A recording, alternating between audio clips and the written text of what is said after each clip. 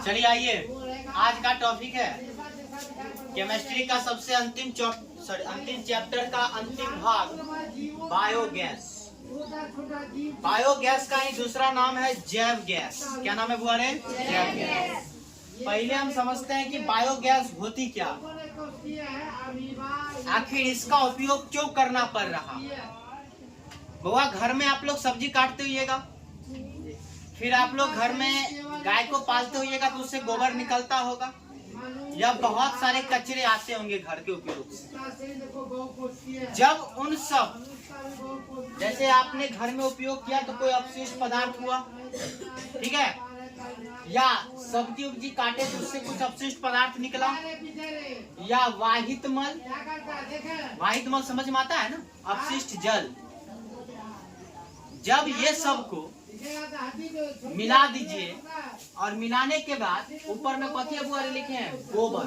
क्या लिखे हैं? गोबर। ये सब में सबसे अधिक मात्रा में गोबर होती है। क्या होती है बुआरे? गोबर। तो जब गाय से गोबर या फसलों के कोई अपशिष्ट पदार्थ, सब्जियों के कोई अपशिष्ट पदार्थ या वाहित मल, अगर इन सब को वायु की अनुपस्थिति में, वायु कहने का मतलब ऑक्सीजन की अनुपस्थिति में अगर अपघटित किया जाता है जीवों के द्वारा, सूक्ष्म जीवों के द्वारा, तो उससे एगो गैस निकलता है और उसी गैस को हम लोग क्या कहते हैं? मतलब बायोगैस जो बनता है वह बनता है गोबर से, फसल के अपशिष्ट या सब्जियों के अपशिष्ट या वाहित मल के अपघटन किसके द्वारा होता है बुआरे? सूक्ष्म जीवों के द्वारा, वायु की अनुपस्थिति में। तब उससे जो गैस बनता है उसी गैस का नाम क्या पड़ गया? बायोगैस। क्योंकि इन सभी में गोबर की मात्रा ज्यादा होती है, इसलिए इसको गोबर गैस भी कहा जाता है। और ये सब जीवों के अपशिष्ट पदार्थों से मिलता है, इसलिए इसको कौन सा गैस कहते हैं? जैव गैस का। इसका मतलब वह बायोगैस का है, जैव गैस का है या गोबर गैस का है, तीनों बात बराबर है। कोई दिक्कत नहीं किसी को? तो बायोगैस का परिभाषा क्या हो जाएगा? गोबर, फसलों के अपशिष्ट पदार्थ, सब्जियों के अपशिष्ट पदार्थ या वाहित मल को वायु की अनुपस्थिति में अपघटित कर उससे जो गैस बनती है उसी गैस को क्या कहते हैं? बायोगैस। इसे हम जैव गैस या गोबर गैस भी कहते हैं। कोई दिक्कत? चलिए, अब यह जो बायोगैस है, इस बायोगैस को हम लोग बनाते कैसे? निर्माण।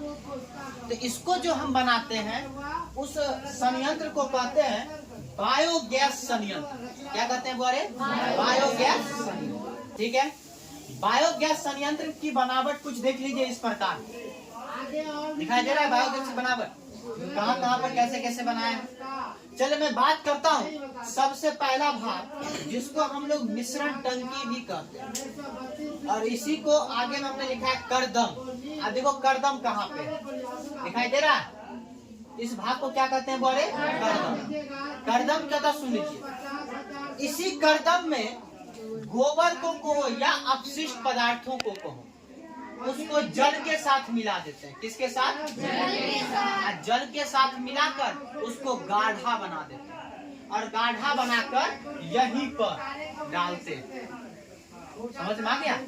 जब यहाँ पे डालेंगे तो यहाँ पे जो गोबर का या अपशिष्ट पदार्थों को जल में मिलाने के बाद जो गाढ़ा बना है उसी का नाम क्या पड़ता है? करदम। उसी को करदम कहा जाता है। ठीक है, अब यह करदम हो गया। करदम धीरे धीरे कहाँ जा रहा है? नीचे। नीचे किस में गया? दिखाई दे रहा? इसको कहते हैं संपाचित्र। क्या कहते हैं बोले? संपाचित्र, या इसी का नाम है डाइजेस्टर। क्या नाम है? डाइजेस्टर। देखिए मैंने अगला भाग लिया है संपाचित्र। यह जो संपाचित्र है यह मिट्टी के अंदर का भाग होता है। यहाँ से ऊपर मिट्टी हो गया, इसके नीचे का भाग हो गया। ठीक है, यह मिट्टी के अंदर का भाग होता है और यह देखिए चारों तरफ से यह बंद हो, सिर्फ यहाँ पर खुला होगा ताकि इसमें पाइप के द्वारा नीचे जाए। समझ में आ गया? तो यह चारों तरफ से क्या होता है हमारे? बंद होता है। और वह ईटा से भी आप बंद कर सकते हो, आप चारों तरफ से ईटा लगा सकते हो, या किसी ईंट से ही बंद किया जाता है। ठीक है, तो यह बंद कक्ष होता है और इसमें अवायवीय सूक्ष्म जीव होता है। अवायवीय सूक्ष्म जीव का मतलब क्या होता? वायु की अनुपस्थिति में जब कोई सूक्ष्म जीव अपना भोजन करता है, उसको अपघटन भी आप कर सकते हो, ठीक है। तो वही जीव क्या कराता है? अवायवीय सूक्ष्म जीव। अवायवीय सूक्ष्म जीव क्या करता है कि अंदर में जितना भी गाढ़ा पदार्थ है, जिसको आप लोग क्या कहते हो? कर्दम, उस कर्दम को भोजन के रूप में ग्रहण करता है और ग्रहण करके उसको अपघटित करता है, और अपघटित करने के बाद गैस बनती है। क्या बनती है बोले? वही गैस यहाँ पे किसके ऊपर? संपाचित्र के ऊपर। इसको कहा जाता है गैस टंकी। क्या कहते हैं बोले इसको? गैस टंकी। इसको आप लोग कह सकते हो गैस टंकी। बोलो गुंबद आकार का, गुंबद आकार का है गैस टंकी। कैसा होता है बोले? गुंबद आकार। तो हमने कहा कि संपाचित्र के बारे में, यह बंद कक्ष होती है। इसके बाद इसमें अवायवीय सूक्ष्म जीवों के द्वारा क्या क्रिया होता है? अपघटन क्रिया होता है। उसमें क्या होता है? जटिल यौगिक से क्या बनता है? बायोगैस। जो गैस मतलब बायोगैस होता है। अब यह बायोगैस कहाँ चला गया? टंकी। अब तीसरा क्या आगे बोले? गैस टंकी। अब देखिए यह जो बायोगैस है, उस बायोगैस में होता क्या क्या? तो उस बायोगैस में मेथेन गैस होगा, कार्बन डाइऑक्साइड गैस होगा, हाइड्रोजन गैस होगा और हाइड्रोजन सल्फाइड होगा, जिसमें सबसे अधिक मात्रा में कौन गैस होती है? Methane gas. लगभग 75% से भी ज्यादा बायोगैस में मेथेन गैस होती है, ठीक है।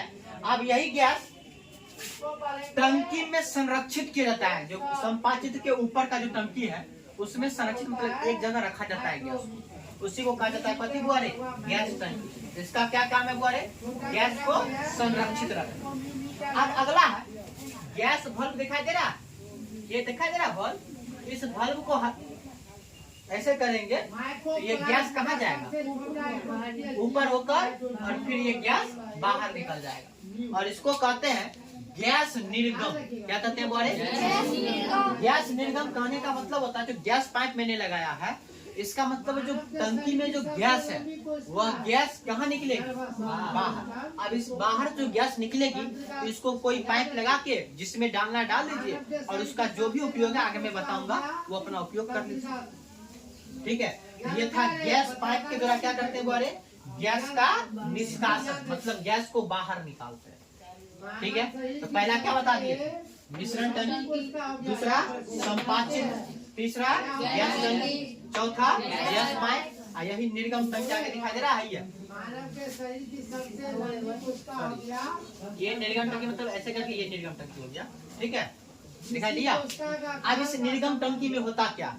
तो मानिए कि जो चीज को मतलब जो चीज को अपघटित किया, और अपघटित करने के बाद गैस बन गया, लेकिन कुछ न कुछ तो अवशेष बचेगा। इस अवशेष को कहाँ रखा जाता है? निर्गम टंकी में। कहाँ रखते बुआरे? निर्गम टंकी में। और निर्गम टंकी में रखने के बाद चूंकि उस अपशिष्ट पदार्थ में किसकी मात्रा होती है? नाइट्रोजन की मात्रा होती है और फास्फोरस की मात्रा होती है। किसकी मात्रा होती है?